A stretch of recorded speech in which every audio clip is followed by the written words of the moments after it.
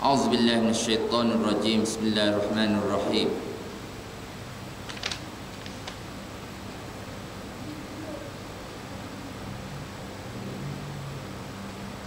Allah, kita sambung dalam Bahrul Mazi, bab yang ke-109.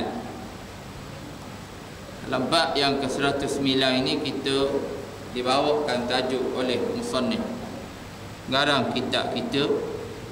Dia menyatakan bab dalam bab 109 ini ialah babu ma jaa fil wudu'i minal mawta'i. Bab yang telah datang ia pada menyatakan basuh pada tempat pijak yang kita telah baca. Makna basuh kaki, kemudian basuh pakaian yang meleret, yang kita pakai labuh leret kena pada tanah dan sebagainya, kena pada ekor dan sebagainya. Kita baca dah bulan lepas. Kemudian dalam bab yang ke-110 kita akan baca bab majaa fit tayammumi, bab pada menyatakan apa yang telah datang dalam hukum tayammum. Hukum tayammum yang dibawa dua hadis. Musannif pengarang kitab bawa dua hadis. Yang pertama hadis dia an Ammar bin Yasir anna Nabi sallallahu alaihi wasallam amarahu bit tayammumi lil wajhi wal kaffaini hasanun sahihun. Daripada Ammar bin Yasir bahawa Nabi sallallahu alaihi wasallam memerintahkan akan dia dengan tayammum bagi muka dan dua tapak tangan. Hadis ni hasan sahih. Hadis yang kedua an Ammar annahu qala tayammamna ma'an Nabi sallallahu alaihi wasallam ila al-manakib wal abati. Daripada Ammar bahawasanya berkata ia, tayammum kami bersama Nabi sallallahu alaihi wasallam sampai ke bahu dan ketiak-ketiak. Sampai ke bahu dan ketiak-ketiak. Ini dua hadis yang dibawa. Ketahuilah musannif kamu, ketahuilah kiranya ya saudara, apa makna tayammum. Dia bawa apa makna tayammum. Tayammum ini makna dia tayammum bagi sembahyang ialah menyapu debu ke muka dan tangan dengan beberapa syarat yang tertentu. Sapu debu pada muka dan tangan, dan ada syarat-syarat yang kita akan lihat lepas ni yang ditentukan dalam ilmu fiqh.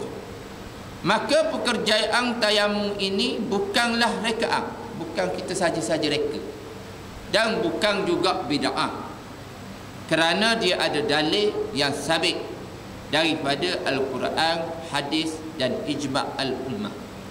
Dan ini adalah satu perkara yang ditentukan oleh Allah Ta'ala khusus kepada kita umat Nabi Muhammad sallallahu alaihi wasallam, yang Allah Ta'ala zadahallahu syarafan. Umat Nabi Muhammad ni Allah melebihkan daripada umat-umat lain. Daripada segi apa? Daripada segi syarafan, dari segi kemuliaan. Nak banding umat lain, kita umat yang Allah Ta'ala muliakan. Sebab kita umat Nabi yang terakhir, iaitu Nabi Muhammad sallallahu alaihi wasallam. Banyak kisah-kisah yang menunjukkan Nabi Muhammad ini adalah Nabi yang dipilih, dikasihi oleh Allah Ta'ala. Umat dia juga banyak dalam hadis-hadis dikisahkan kelebihan menjadi umat Nabi Muhammad sallallahu alaihi wasallam. Maka telah ijma' ummah bahawasanya tayammum itu tiada ada ia melainkan pada muka dan juga dua tangan. Ini ijma' ummah. Ijma' ummah kata yang anggota tayammum ni dua je. Yang pertama ialah dia kata benda muka. Yang pertama ialah dua tangan. Sama ada tayammum tu berkaitan dengan hadas kecil ataupun berkaitan dengan hadas besar, ataupun sama ada tayammum itu dengan sebab anggota sekalian dia, semua anggota atau sebahagian anggota. Dia hanya tu, muka dan juga dua tangan. Dan inilah perintah Nabi yang terkandung dalam hadis Nabi sallallahu alaihi wasallam. Hadis yang kita baca tadi yang diriwayatkan oleh Imam Tirmizi yang menyatakan bahawa Nabi sallallahu alaihi wasallam menyuruh akan dia dengan tayamum muka dan juga dengan dua tangan. Diriwayatkan daripada Abdul Rahman ibnu Abza. Satu kisah datang dia, seorang lelaki dia jumpa Saidina Umar Al-Khattab radhiyallahu anhu. Lalu dia berkata, wahai Umar, bahawasanya aku ini junub, di dalam keadaan janabah, berhadas besar. Dalam keadaan aku junub tu, aku tak jumpa air. Masa tu tak ada air. Macam mana aku nak mandi? Dia kata, nak mengangkat hadas tu kena mandi, tapi air tak ada. Jadi mana nak mandi? Dan macam mana apabila aku nak angkat hadas tak dapat, macam mana aku nak solat? Macam mana aku nak solat? Dia tanya Umar Al-Khattab. Lalu Umar Al-Khattab radhiyallahu anhu, dia kata apa? Dia jawab, jangan sembahyang. Umar jawab, jangan sembahyang. Dah tak ada air nak angkat hadas. Didengar oleh Ammar bin Yasir. Ammar bin Yasir ada sekali situ. Ammar Yasir khabar benda. Umar, mu tak ingat ke? Dia duduk sebelah Umar. Ammar Yasir khabar, Umar, mu tak ingat ke? Waktu kita ni dalam satu angkatan tentera, Saraya dipanggil, ataupun Siriyah, Saraya, dipanggil Saraya lah. Iaitu peperangan, iaitu anggota yang kecil yang tidak dipimpin oleh Rasulullah sallallahu alaihi wasallam. Kalau keluar para sahabat dipimpin oleh Rasulullah dipanggil ghuzwah, ataupun peperangan besar tu dipanggil ghuzwah. Ghuzwah ni perang. Kalau kecil-kecil kelompok 30 orang, 20 orang, 15 orang keluar, dipanggil saraya. Dalam peristiwa saraya tu mengingat ke tak? Dia kata, kita berjunub, dia kata, kita janabah, kita berjanabah. Dalam rombongan tu kita cari air tak jumpa. Kita tak ada air. Maksud dalam musafir, dia kata tak ada air, duduk tengah pada pasir, cari air mana? Lepas tu nak semayang pun. Lalu Ammar bin Yasir khabar, kemudian dia khabar apa?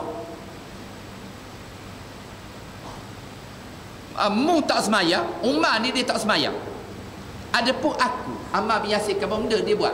Dia berguling atas pasir. Dia guling atas pasir. Sebab nak mandi janabah, dia guling. Kemudian dia pun semayang.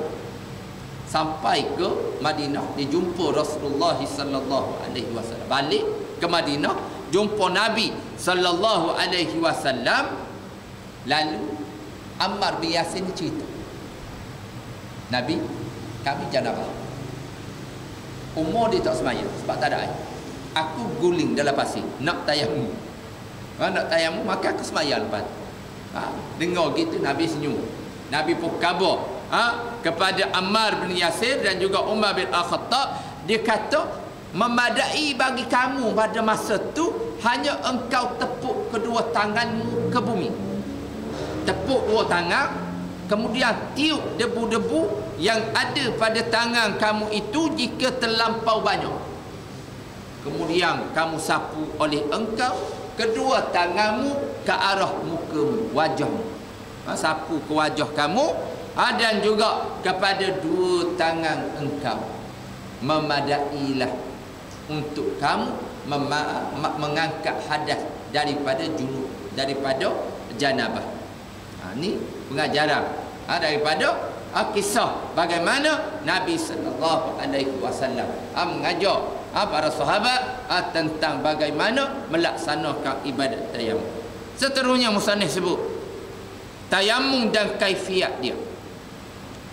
Ya saudaraku, kaifiah tayamum, yakni kelakuannya. Bagaimanakah seseorang itu menyapu ke muka dan ke tangan, dan beberapa kalikah tepuk ke tanah. cara nak tayamum tu gua ni. Musannif sebut begini, kata Imam Nawawi dalam masalah pelaksanaan perlakuan tayamum ini, dikatakan dia khilaf daripada segi ulama tentang kaifiyah, cara nak melakukan dan melaksanakan tayamum.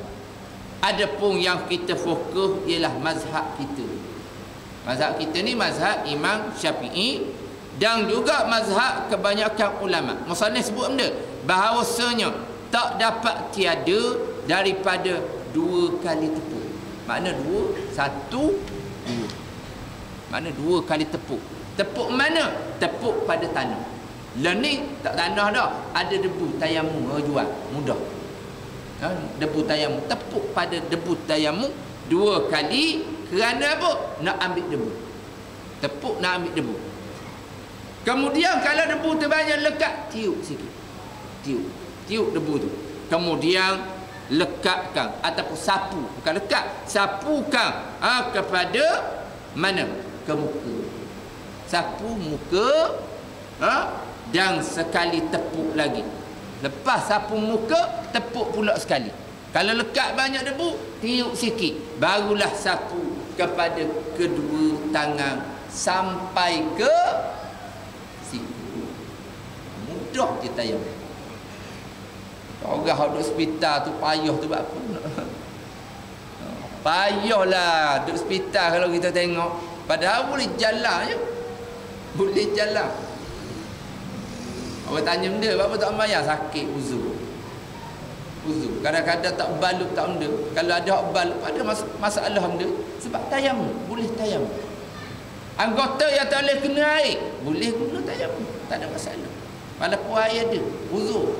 Kalau dia kena air, maka luka dia akan jadi lebih mudarat. Masa tu boleh guna tayamum. Masalah tak tahu, mengaji, tak mengaji. Apabila tak mengaji, jadi jalan. Jadi macam lembu korban juga, bodoh. Bak lembu korban, bodoh. Jadi tak faham lagi. Orang sebut kena niat-niat. Niat tu. Sini reti belakang dah tak payah cover sebab tak ada amno sini. Masalah orang amno ni tak reti. Tak mahu mari dengar mengaji. Mari dengar orang mengajar. Sebab korban ni ibadah. Bukan sembelih lembu, sembelih kambing macam kita sembelih kambing, ayam, siap ayam, kemih ayam itik macam biasa tu dah. Ibadah. Udhiyah dipanggil. Ibadah korban. Daging darah jatuh tu, dia tak sapa pada Allah Ta'ala. Hak sapa benda, walakin yanalu taqwa. Besar tu nilai. Hak sapa pada Allah Ta'ala benda, takwa.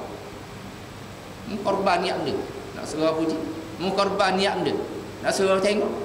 Bagi lembu niat benda. Situ nilai asas dia. Kalau korban tiap-tiap tahun, kalau niat kita tak betul, jadi macam Habil dengan Qabil. Kisah Habil dengan Qabil. Macam mana? Buat korban juga. Satu tidak ada terima, satu diterima oleh Allah Ta'ala. Semua kita tahu kisah-kisah ni. Kisah korban Nabi Allah Ibrahim, Ismail dan sebagainya, semua tahu. Tapi masalah kita tak faham, tak erti. Sebab tak erti, tak mengaji. Ataupun kadang-kadang kita tahu, tapi kerana kerah kepala kita, kerana kerah kain kita, kita tak ambil. Kita tak ambil cakna tentang masalah-masalah yang berkaitan dengan ibadat kita kepada Allah Subhanahu Wa Taala.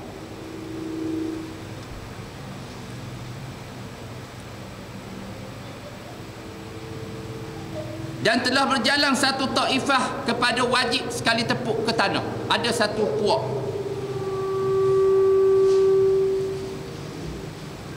telah berjalan satu taifah kepada wajib sekali tepuk ke tanah.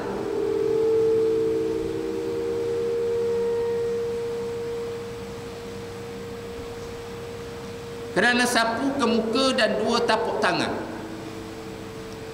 Ia adalah mazhab Atha, Makhul, Al-Auza'i dan Ahmad, Ibn Munzir dan sekalian ahli hadis dan dihikayatkan bahawasanya wajib menyapu dua tangan sampai ke ketiak.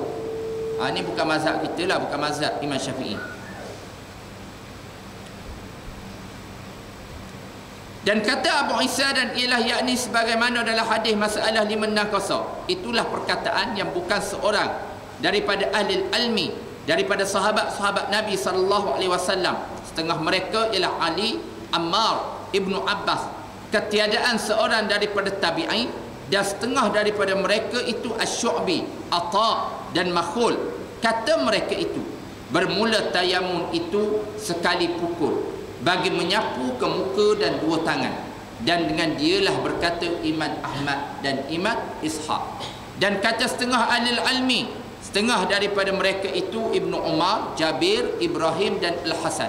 Kata mereka bermula tayamun itu sekali tepuk bagi muka, sekali tepuk bagi dua tangan sampai ke siku, dan dialah perkataan Sufyan, Malik, Ibnu Al-Mubarak dan juga Asy-Syafi'i. Dan sesungguhnya ada satu hadis lagi, iaitu hadis yang diriwayatkan daripada Ammar bahawa berkata ia telah tayamun kami serta Nabi SAW sampai ke bahu dan ketiak. Maka kata Ishaq bin Ibrahim, bermula hadis Ammar pada tayamum bagi muka dan dua tapak tangan ialah hadis hasan lagi sahih.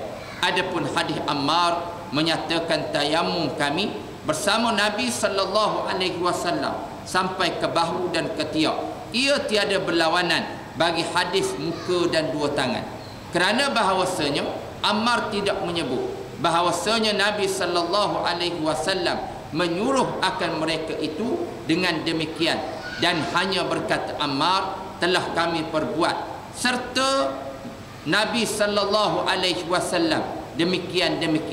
Maka tak kala bertanya ia akan Nabi SAW, menyuruh ia Nabi akan dia dengan menyapu muka dan dua tapak tangan.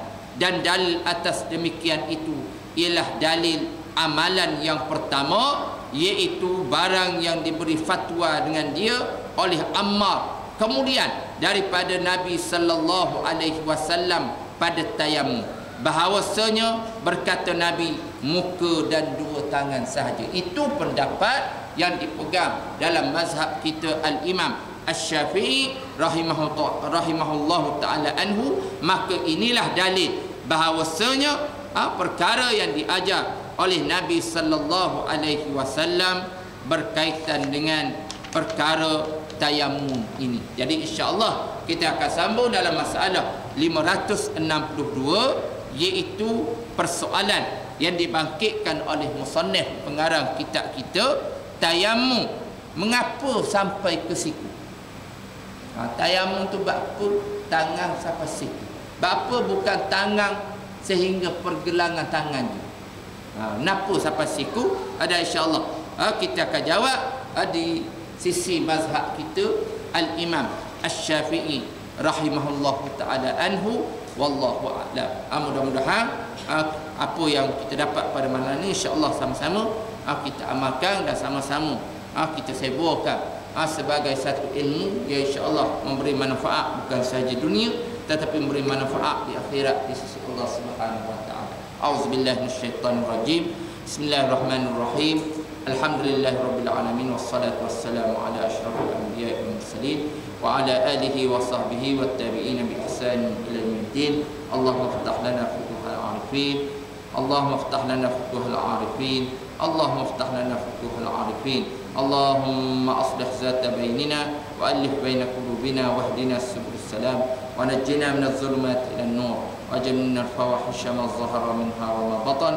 اللهم إنا نعوذ بك من العلم لا ينفع ومن قلب لا يخشع ومن نفس لا تشبع ومن دعاء لا يستجاب له. اللهم ربنا آتنا في الدنيا حسنة وفي الآخرة حسنة وقنا عذاب النار. وصلى الله على سيدنا محمد وعلى آله وصحبه وسلم.